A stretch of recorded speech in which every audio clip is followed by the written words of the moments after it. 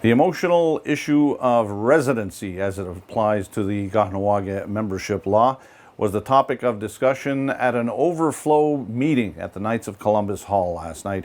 KTV was there and spoke to several of the people who had something to say. My aunt married out a few years ago. My mother's aunt, she's my great aunt. She knew the law, and I was brought up the same way. You marry out, you leave. It doesn't rip apart families. You know, I'm 8 minutes away. Seriously, it takes me longer to get to work than it does to get to my mom's. I'm very much a part of the community. My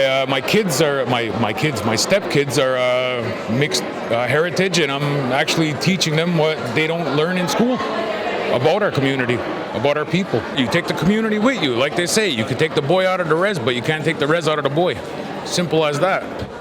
Well, I'm very happy with the turnout, definitely. This is the most people I've seen at a community meeting in I don't know how long. So it just goes to show that the community is really passionate about the issue. We got to hear, good debate from both sides of the issue.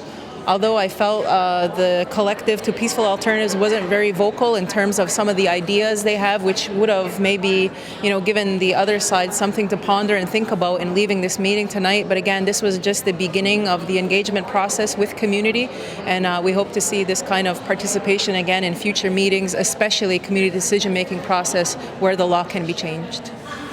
Well, I'll tell you right now, there was no hate. It was very respectful. I'm so glad that there was so many people, and we're all for the same thing. It's you marry out, you have to move out.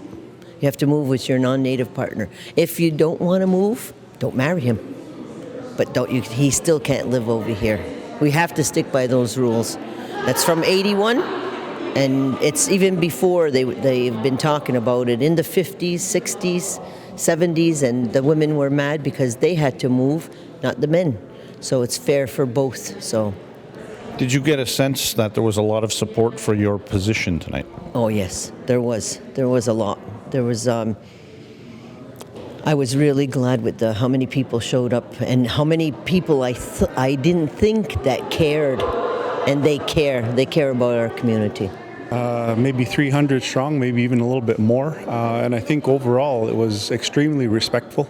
Tried to keep the fires at a minimum here. People tried to debate across the hall, but overall my impression is that the community, at least the people who went up to the mic, overwhelmingly feel in support of that principle. And within Mohawk law that says if you marry out, you must leave. Still be a lot of forums and more discussion moving forward. The law is going through amendment process. It is still the law at this point, and I think that was made clear tonight too. But overall, interesting discussion, but to me the sentiment was still very strong. I think that the most important thing and why I came tonight was I wanted to show respect, to come here and actually face everybody and say, yeah, I'm the one that got the lawyer. And I'm not ashamed of it, and I'm here to dialogue with you guys.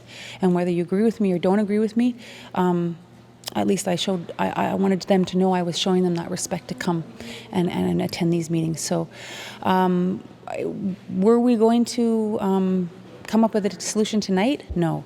I really believe that the whole concept of whether you belong or don't belong to a community is the most fundamental concept of a person. Everybody wants to belong.